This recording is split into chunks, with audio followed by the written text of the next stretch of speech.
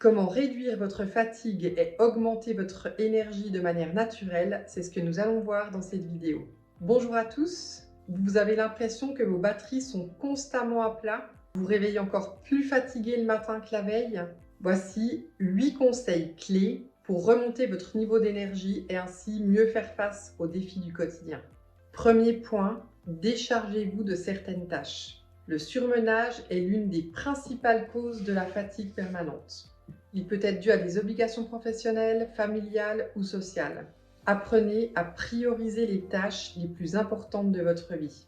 Établissez la liste de vos activités indispensables et limitez le nombre des tâches moins importantes ou la durée que vous leur consacrez. Si besoin, demandez de l'aide à quelqu'un. Apprenez à contrôler votre stress. Le stress, l'inquiétude ou encore les pensées ruminantes consomment beaucoup d'énergie. Le stress provoque notamment la libération d'hormones comme l'adrénaline, la noradrénaline et le cortisol qui augmentent votre glycémie et votre pression artérielle. Mieux vaut donc éviter d'être en état de stress perpétuel. Si vous êtes stressé ou angoissé, essayez de trouver la source de votre stress afin de voir ce que vous pouvez mettre en place pour le diminuer. Parler avec un ami ou un parent, participer à un groupe d'entraide ou consulter un psychothérapeute peut vous être d'une aide précieuse. Les thérapies de relaxation telles que la méditation, le yoga et le tai chi constituent également des moyens efficaces de réduire le stress. Troisième point, mangez correctement. Consommez des aliments dotés d'un indice glycémique bas. Ainsi, le sucre qu'ils contiennent sera absorbé plus lentement et ça vous évitera la perte d'énergie qui survient généralement après la consommation de ces sucres rapides. Privilégiez les aliments sérotoninergiques dès 16 heures afin d'apaiser un peu votre corps des tensions. Un fruit tel qu'une pomme vers 16 heures et une poignée d'oléagineux sont un encas de choix par exemple. Et privilégiez un repas du soir sans protéines animales afin de rester dans la sérotonine et de privilégier un bon sommeil. Une soupe aux légumes ou des crêpes au sarrasin avec une belle salade composée feront des merveilles. Quatrième point, augmentez votre apport en vitamine C. La fatigue est souvent associée à une carence en vitamine C. Il va donc être très utile de consommer régulièrement des fruits et des légumes qui contiennent cette vitamine en bonne quantité. Les meilleures sources de vitamine C sont le kiwi, les agrumes et les baies comme l'acérola, l'églantier, l'argousier et le cassis. Les légumes comme les choux, les poivrons ou les brocolis sont également riches en vitamine C. Mais attention, la vitamine C est sensible et rapidement détruite par la lumière et la chaleur. Côté complément alimentaire, je vous invite à découvrir l'ascorbate phosphorylé. Cette forme spécifique de vitamine C est plus stable et plus biodisponible que la forme de vitamine C habituellement contenue dans les préparations vitaminées. ASC2P de Super Smart, par exemple, est un excellent supplément d'ascorbate phosphorylé. Les études montrent que ce complément est 20 fois plus puissant que les formes conventionnelles de vitamine C. Il aide efficacement à réduire la fatigue, à soutenir le fonctionnement du système nerveux, la santé vasculaire et l'état de la peau.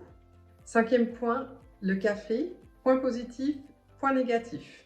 Chacun sait que la caféine contenue dans le café augmente temporairement l'énergie et la vigilance. La caféine provoque en effet la libération de neurotransmetteurs tels que la dopamine, l'adrénaline et la noradrénaline dans le système nerveux. La caféine stimule ainsi le cœur, le système nerveux central et d'autres organes. Pour autant, le café doit se boire avec modération. La caféine peut provoquer des insomnies, surtout si elle est consommée en trop grande quantité ou en fin de journée. Si vous êtes d'un naturel plutôt anxieux ou nerveux, je vous déconseille également de trop compter sur la caféine. Privilégiez un bon thé vert bio ou des tisanes à base de ginkgo, de curcuma ou de gingembre. Sixième point, faites votre possible pour passer de bonnes nuits de sommeil. Si la durée de sommeil idéale varie d'une personne à l'autre, elle se situe autour de 7 heures par nuit pour la plupart des gens. Essayez d'identifier les horaires de coucher et de lever qui correspondent le mieux à votre corps et à votre situation. Des horaires fixes, une bonne literie et le fait d'éviter les écrans en fin de soirée peuvent grandement vous aider à mieux dormir. En journée, veillez par contre à vous exposer régulièrement à la lumière naturelle, car le manque de sommeil pèse sur le moral, sur la vitalité comme sur la qualité du sommeil. Septième point, Pratiquez une activité sportive. Il est généralement recommandé d'effectuer 2h30 d'activité physique modérée par semaine. Tout d'abord, l'exercice physique vous aide lui aussi à passer de meilleures nuits. La pratique du sport va également entraîner une augmentation du taux de dopamine dans le cerveau, excellente pour l'humeur et diminuer le stress accumulé dans votre corps. 8e point, enfin, buvez suffisamment d'eau. La fatigue est l'un des premiers signes d'un manque d'eau. Une déshydratation légère suffit même à doubler le risque de commettre des erreurs. L'apport en eau, à l'inverse, améliore les performances sur des activités d'endurance. Il est recommandé de boire environ 1,5 à 2 litres d'eau par jour. Merci pour votre attention. Je vous souhaite une belle journée pleine d'énergie et à tout bientôt.